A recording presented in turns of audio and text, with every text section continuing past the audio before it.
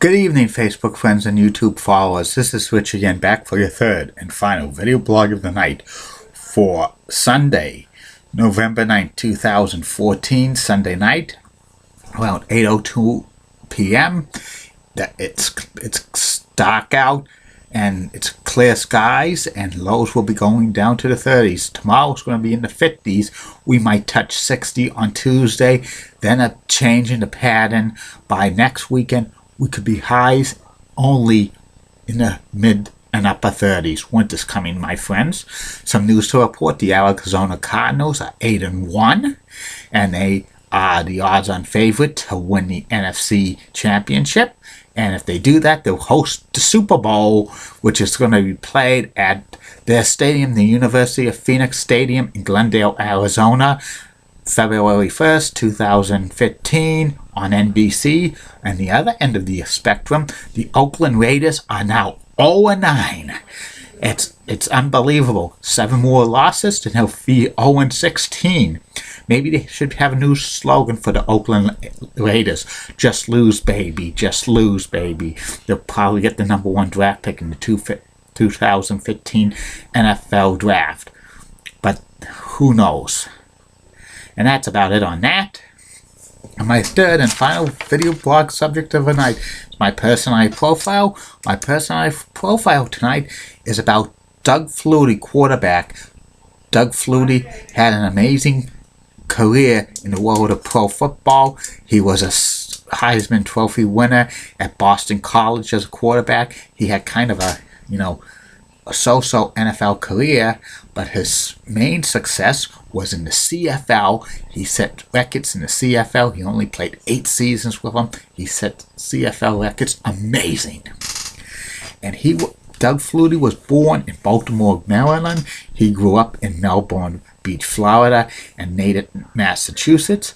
In high school, he played high school football as quarterback, and he won all-league performance as a quarterback in his league. And also he played basketball and baseball in high school at Natick High School. He wasn't recruited too much by Division I pro football programs because he was only 5'9", and a lot of the colleges thought he was maybe too small to be an impact quarterback. But there was one Division I college that recruited him.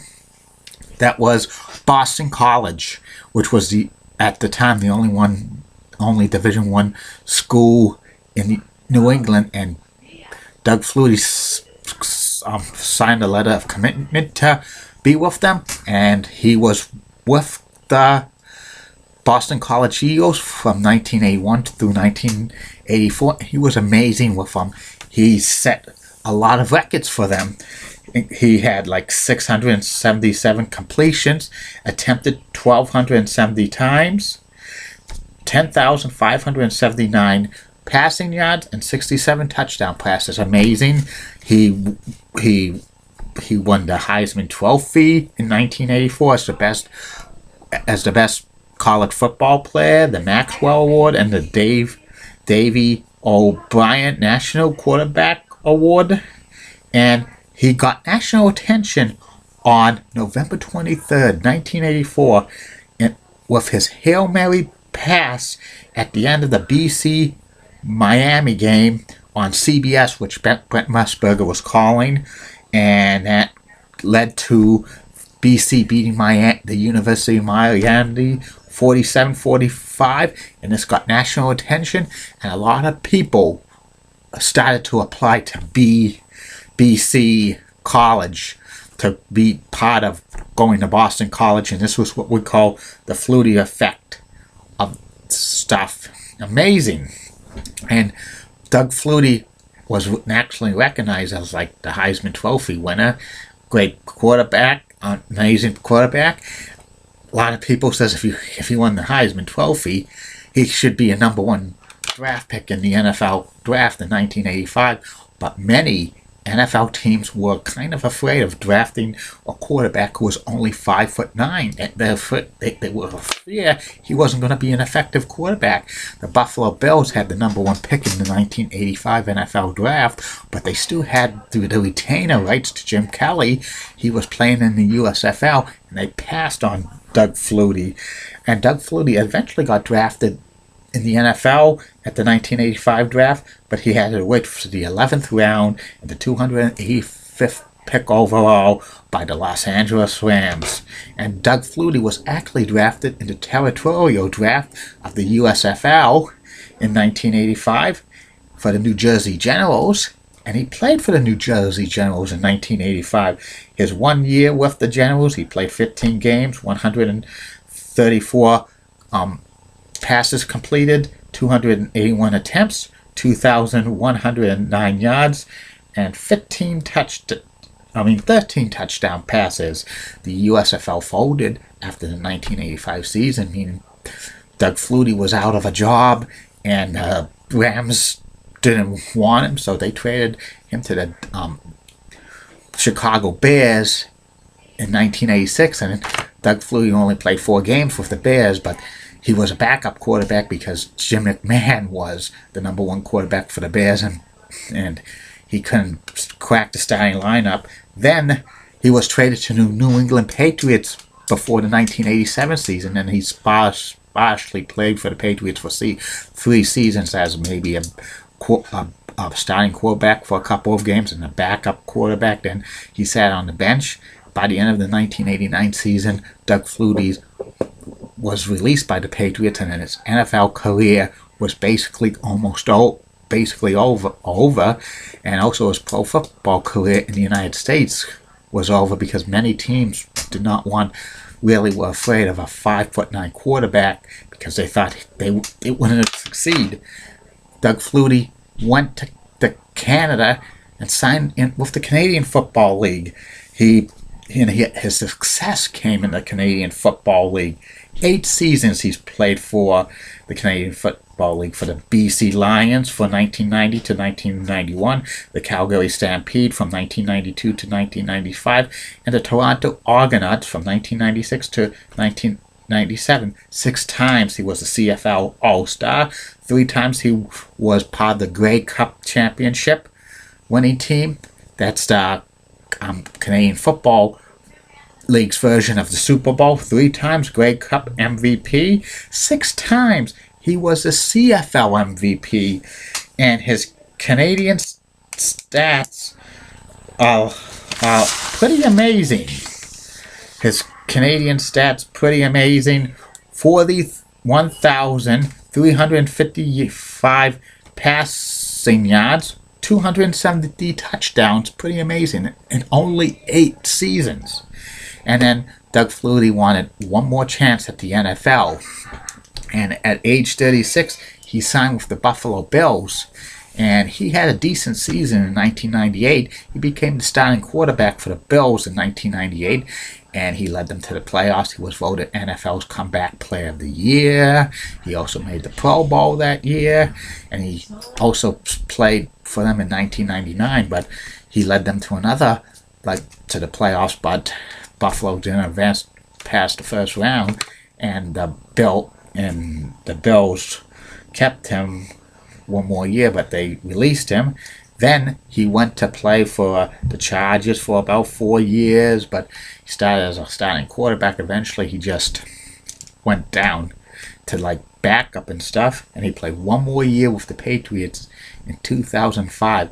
He played a few games, and he did the last game of his career. He did a drop kick. He was the first NFL player to do a drop kick since 1941. Amazing. And his career NFL stats were 1,177 completed passes, attempted it 2,151 times, 14,715 passing yards, 86 touchdowns. That's, average career. Wasn't going to make him the Pro Football Hall of Fame. his professional football career for all of the stats he had in the USFL, NFL, and CFL. 4,286 passes completed. He attempted 7,276 times, 58,179 passing yards, 369 touchdown passes in 21-year career. Amazing. Then Doug Flutie became a college football analyst for ABC and NBCSN, and he also has a lot of charities. He started the Doug Flutie Jr. Foundation for Autism because his son, Doug Flutie Jr., has autism, so he's raised a lot of funds for that, and he's a part of charity, and he's also known around Boston sports. He does a lot of charity work, stuff like that. Doug Flutie's been voted into so many Hall of Fames. He was inducted into the Canadian Sports Hall of Fame. He was the first non-Canadian to be in the Canadian Sports Hall of Fame. Pretty amazing. He was a first ballot CFL Hall of Famer, and he was a first ballot College Football Hall of Famer, and he was inducted into the Ontario Sports Hall of Fame. That's pretty amazing for a guy who's only 5'9" and stuff like that. For a quarterback, pretty amazing that he couldn't really have this. This story is amazing with Doug Flutie, with his passing records and stuff like that. 5'9" quarterback it's very hard to succeed at all, but he succeeded in the CFL, and he should have had a good chance in the NFL. He would have been great if a team could have gave him a chance long term, because I think if he had played in the NFL for many years, I think he could have set NFL records. I think he could have probably flew for about 70,000 yards and about 500 touchdown passes. That would have been awesome. He could have easily done that in the NFL, but the NFL did not really give Doug Flutie a chance when he was younger to be a starting quarterback. I don't know why, because teams, sometimes teams don't take chances on certain players, but they should have took a chance on him when he was younger, because I think he would have had a Pro Football Hall of Fame career, in my opinion. And that's about it on Doug Flutie. Well, I like doing these video blogs. Facebook friends, YouTube followers, the feedback's amazing. It's on my 6th month doing this, and it's going to continue to grow and grow and grow. Tomorrow's the return of the top 10 list of everything and anything. I'm going to have the top 10 list of the 10 wrestlers who should be in the WWE Hall of Fame. Tuesday is going to be the top 10 tag teams who should be in the WWE Hall of Fame. And Wednesday is going to be the top 10 NHL team rivalries of all time. And the other 2 video blogs for tomorrow, I will tell you, Facebook friends, you're my Facebook friend, and YouTube followers, I'll tell you then. Have a good night, Facebook friends and YouTube followers. Bye now.